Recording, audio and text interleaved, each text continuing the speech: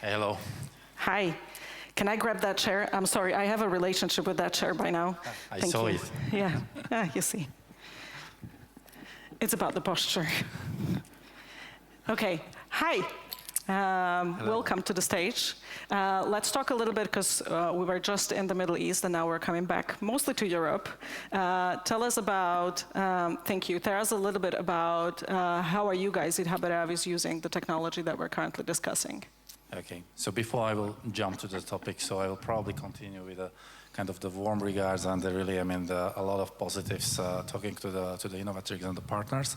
And I'm really excited to see how you guys are addressing the needs of the customers in your small kind of the steps of the development, in the product development, just addressing the pain points which we are able to identify. I'm not talking about just the HB Reavis, but about the clients all across the globe. So this is wonderful to see, and it's a fantastic experience that you are not an anonymous voice.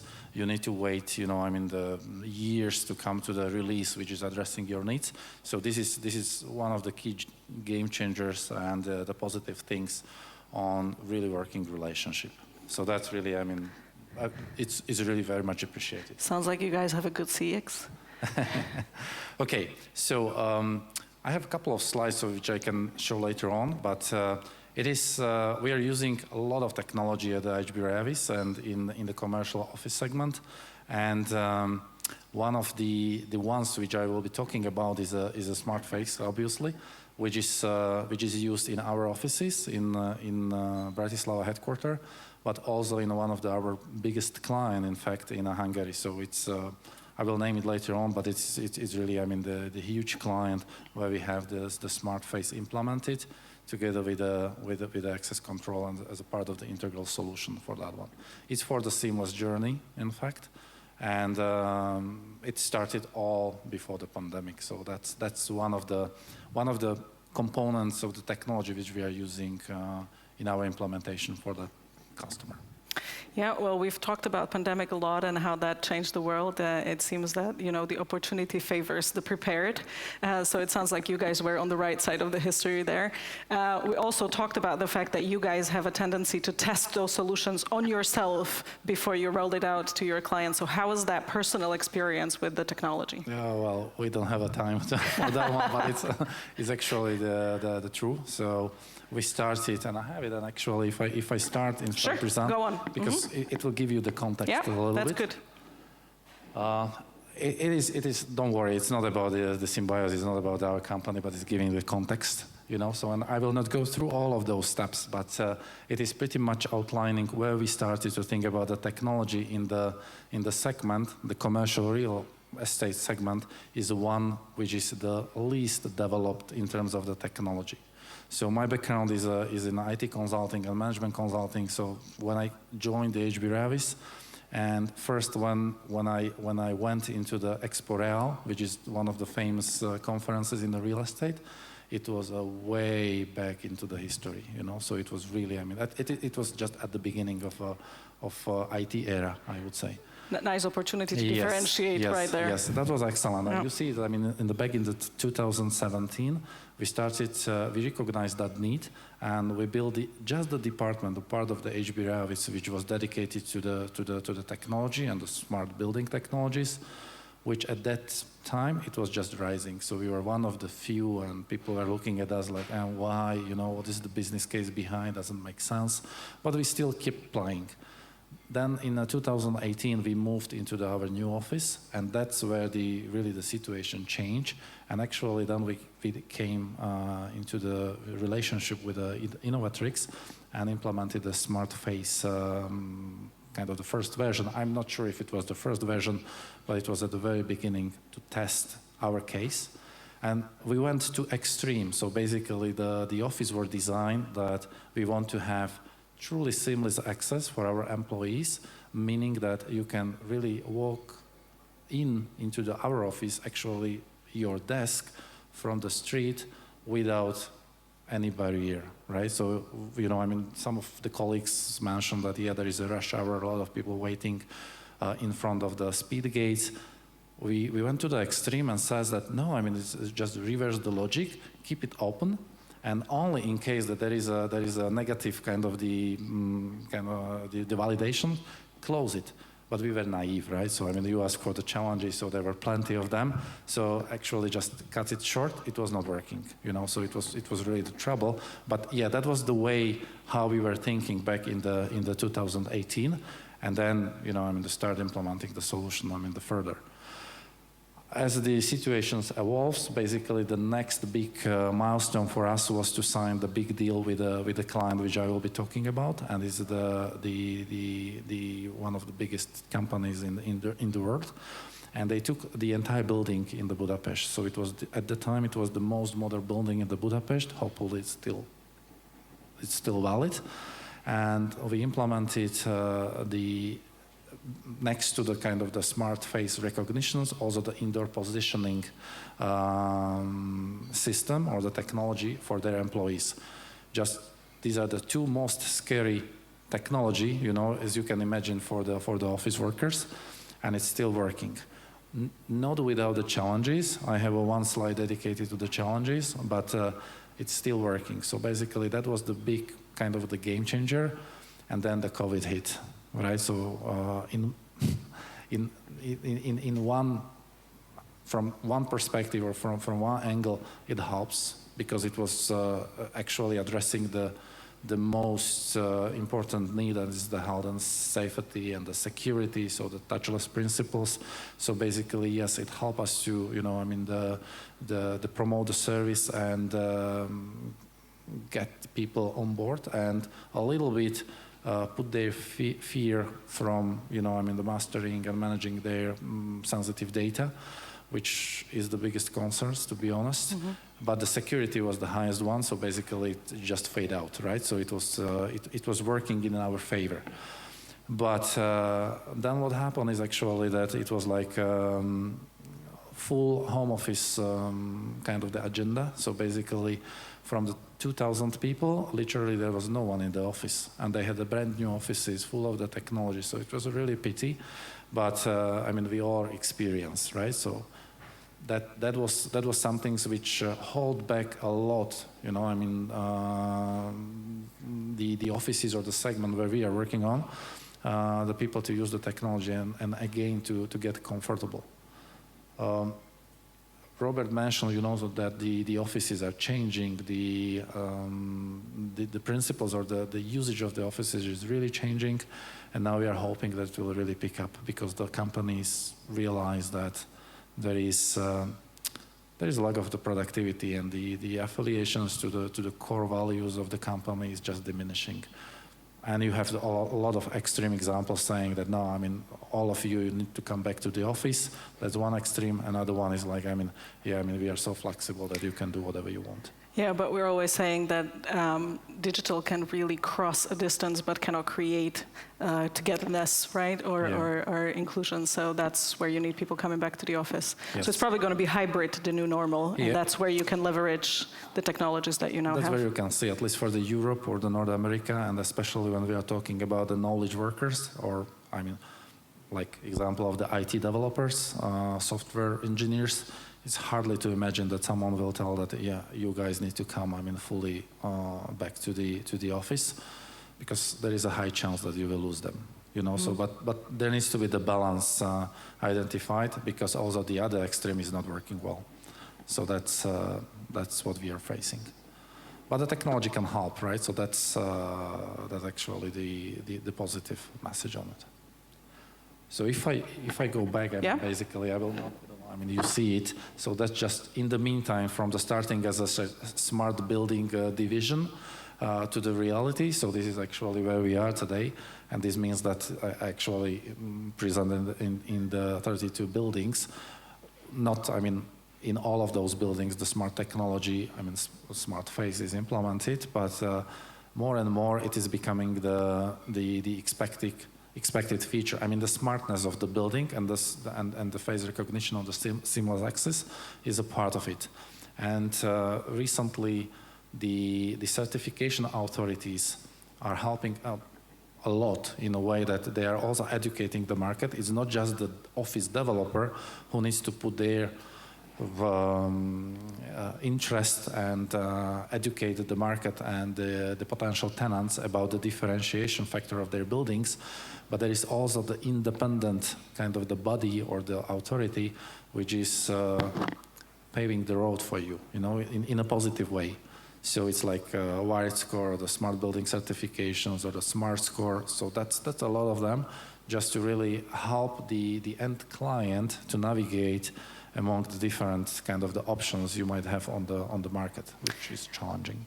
And when you say end client, is it the employee that sits in the office, or is that the business that occupies the offices? From the HB Reavis, we always say is the employee, right? Mm-hmm. So, but I mean, in this aspect, it is like, I mean, yes, actually, who is paying the bill, and this is the company itself, right? Okay. So this is, but it's also, I mean, very good to see that still more and more companies are listening to their employees' needs, mm-hmm. because this is also the way how to really, I mean, differentiate and survive.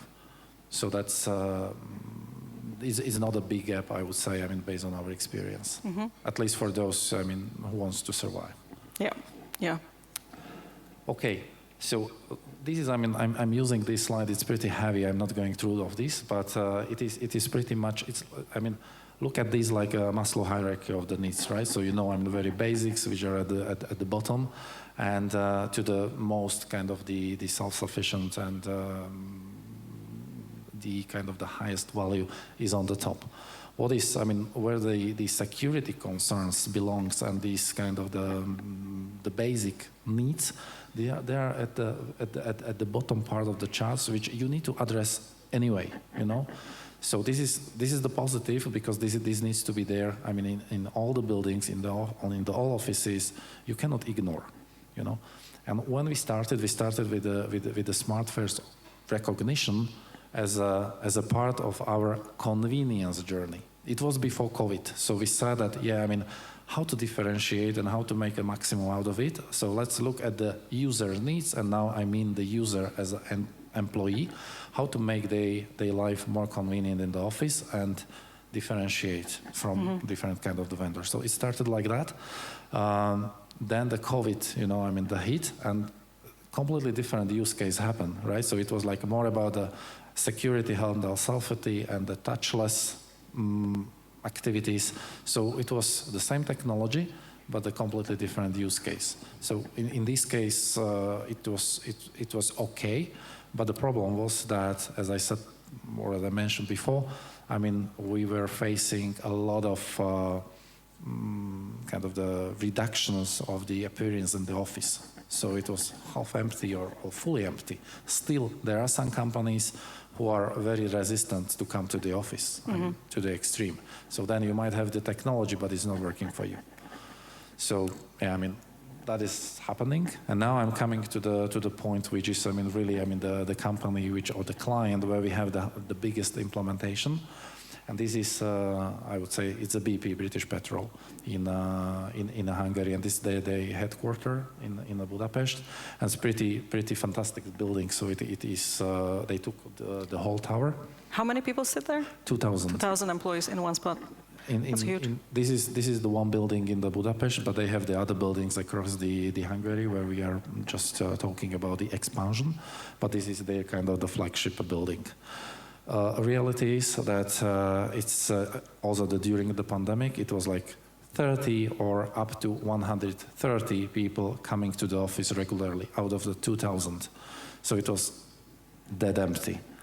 Now, I mean, we are preparing together with them for two extreme scenarios, because Hungary is unpredictable, you know, so what will happen there in terms of the increase of the energy cost. One extreme is that, again, it will continue and it will be, I mean, the full remote or working from home. That's one extreme, less likely to happen. Another one is that everybody will come to the office just to save the energy cost at home. You know, so and they are really scared, because it will be real stress test for the technology which we were not able to test before the pandemic. That sounds like a very likely Eastern European scenario, right?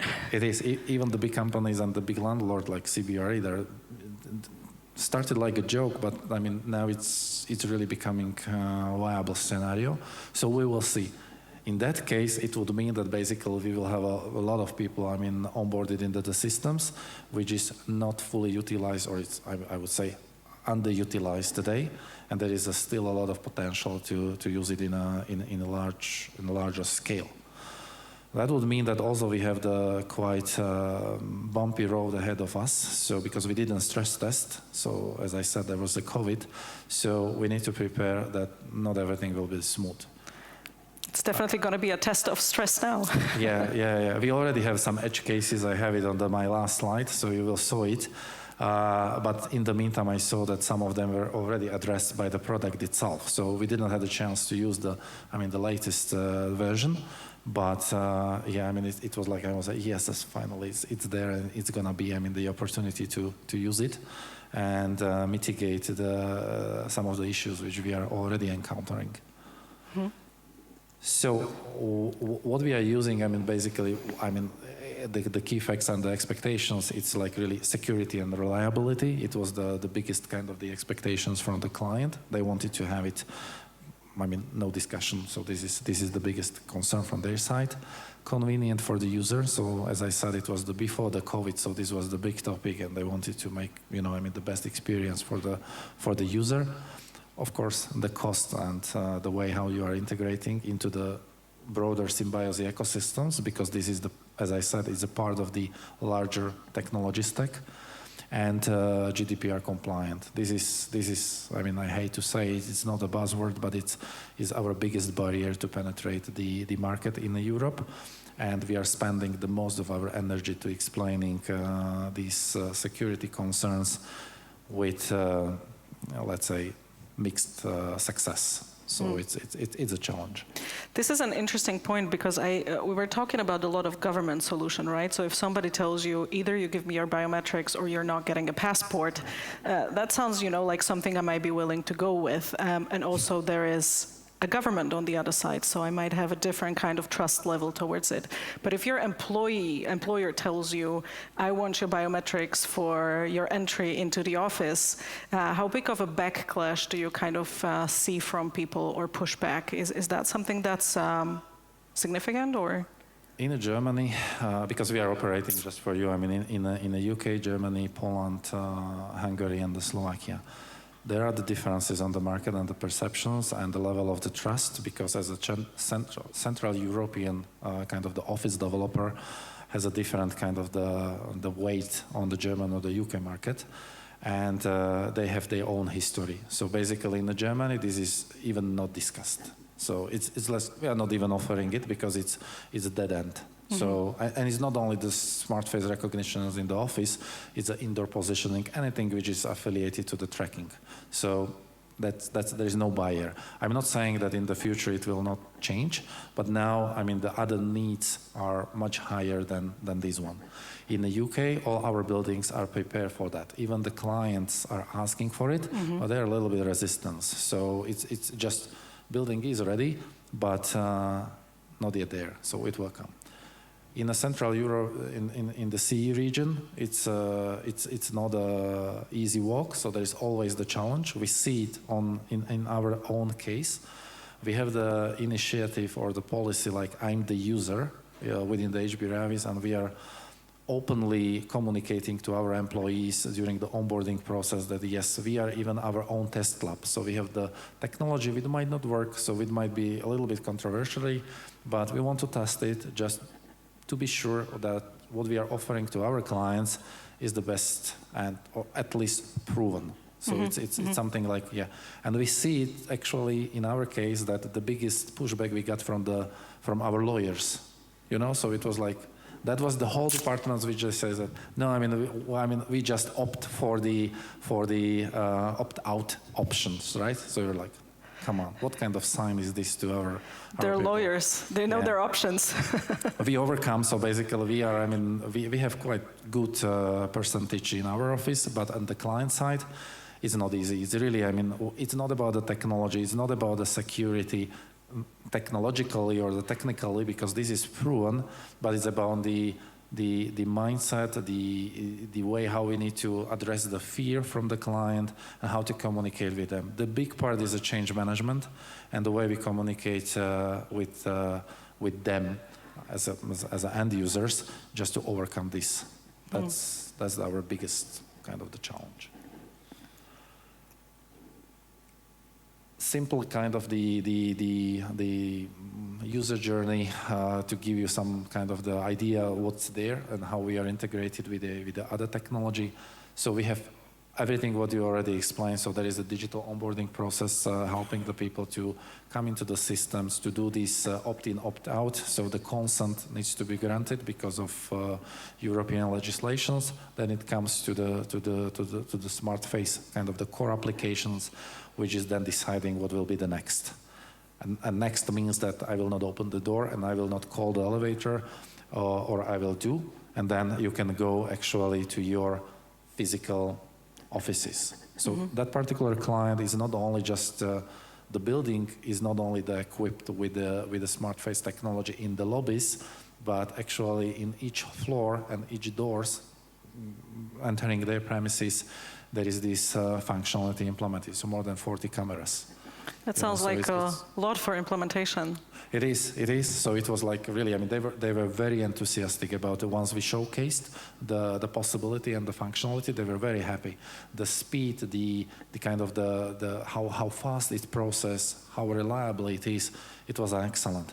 But again, it was in ideal conditions, and now I come to the challenges. Yes. Because there are some. I'm not saying that this is actually all the technology issue, and I need to be open. A lot is about the partner in the ecosystems, because for the end user who is interacting with the technology, it is, yeah, face recognition is not working. But at the end, it might be the license is expired, or there is no ideal kind of the conditions. So it might be the millions of the challenges or the technical issues, and has nothing to do with the engine, with the platform itself. But it can build the negative reputation. We know it because, I mean, we are working with this on a daily basis.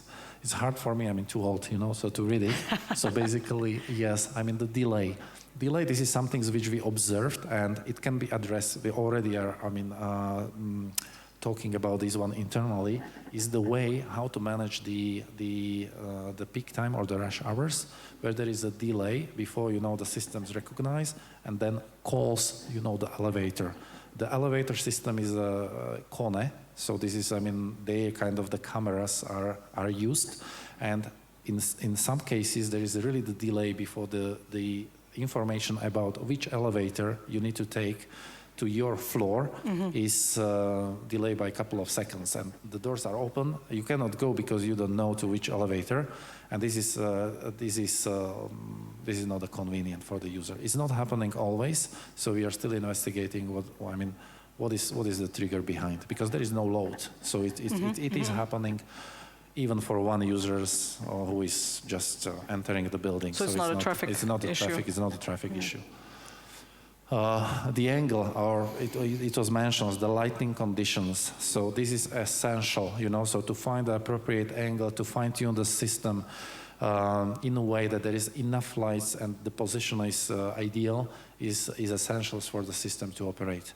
Now, I mean, a lot of companies, and this will become normal, is playing with the lighting, because you need to save the energy cost. In the office buildings, I mean, we are dimming the lights for the clients to the 30% or the 40% or something, like, not enough. So it is like, I mean, we need to fine-tune the face recognition system in a way that either it will work with that lighting conditions, or we need to increase in this particular area, otherwise it will just not work. So it was not thought before, but it's coming as a normal use case these days. Again, observe on our own experience. The reliability using the face masks, I guess this is already addressed by the new kind of the version, so probably not need to go to the detail. But it happened that you were not recognized, and it was like you are standing in front of the door. Then use the backup solution as your badge, and that's the way how you can enter the building. And the last one I already mentioned. So that's what is. So that was like sort of sharing the experience. Martin, it was awesome talking to you. Thank you so much for this case. I still have millions of questions, but we'll end a little bit over time, so I'm going to catch you during the beer and ask all of the questions, and I urge you all to do the same. Find Martin and ask all about the solution. Thank you so much. It's been very interesting. Thank you very much. Thank you. Thank you.